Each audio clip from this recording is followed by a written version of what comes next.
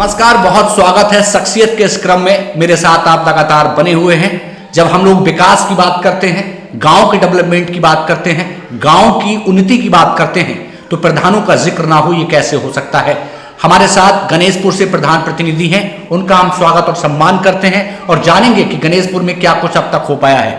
जी बहुत बहुत स्वागत है पहले तो आपका। धन्यवाद। क्या नाम है आपका? मेरा नाम मोहम्मद हनीफ। यहाँ पे जो प्रधान है वो कौन है? वो मेरी वाइफ है। क्या नाम है? अफरोज। अफरोज जी। जी जी। अच्छा, गणेशपुर में क्या कुछ कराया गया अब तक अफरोज जी के द्वारा? देखिए सर, जब हम शुरुआत में प्रधान बने तो एक खड़ंजा ऐसा था जिसकी काफ़ी समय से, कम 30-35 वर्षों से उसमें कीचड़ रहती थी, काफ़ी उसका गंदगाई और काफ़ी उसमें गंदगी रहती थी, कोई निकलने के लिए। आपने कीचड़ दूर करने का काम किया? जी, सबसे पहले मेरा कार्य उस पर खड़ंजे का मैंने कार्य किया और उसके बाद मैंने कम से अब तक की ये जो 25 चल रही है इसमें मैंने 11 सीसी करा दी। गांव के अंदर 11 सीसी रोड्स पड़वाए हैं? जी जी, बिल्कुल बिल्कुल। और 4-5 खड़ंजे करा दिए। और कोई खास कार्य जो कार्य आपने कराया हो, विशेष कार्य? देखिए, विशेष कार्य एक तो हमने अपने गांव में जो टंकी, जो सरकार का मनसा है जी, जो सरकार ने हमें ये क्या है कि मतलब प्रोजेक्ट दिया है, तो सबसे पहले मैंने उसको अपने यहाँ टंकी लगवाने का कार्य शुरू कराया है। पानी स्टार्ट है? जी जी, पानी अभी कुछ कमियाँ रह गई हैं लेबर की वजह से, तो वो भी कुछ समय में दूर हो जाएंगे।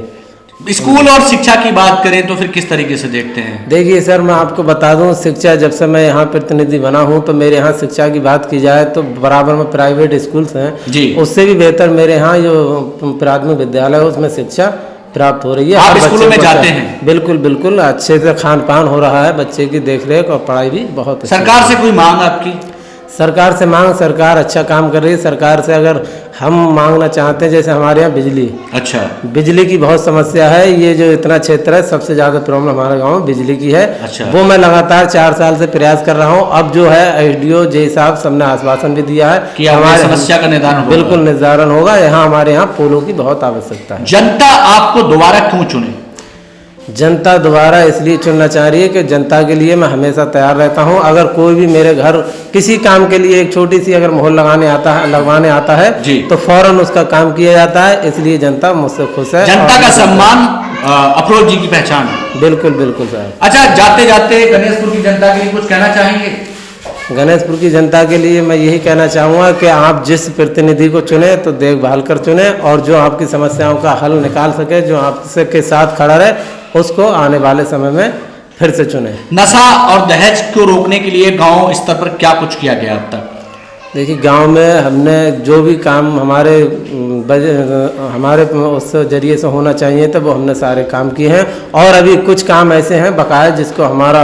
अगर आप दोबारा चुने जाते हैं तो फिर क्या कुछ मिलने वाला है गणेशपुर को? देखिए सर, अगर हम दोबारा बनते हैं तो ये सरकार ने जो हमारा एक अभियान चला है, हर गरीब को हम आवाज देने का काम सरकार करेगी जी। वो सबसे पहले हम हर गरीब को आवाज दिलवाने का काम करेंगे। हमारे साथ जुड़ने के लिए बहुत शुक्रिया। गणेशपुर की जनता के लिए कोई एक खास मैसेज?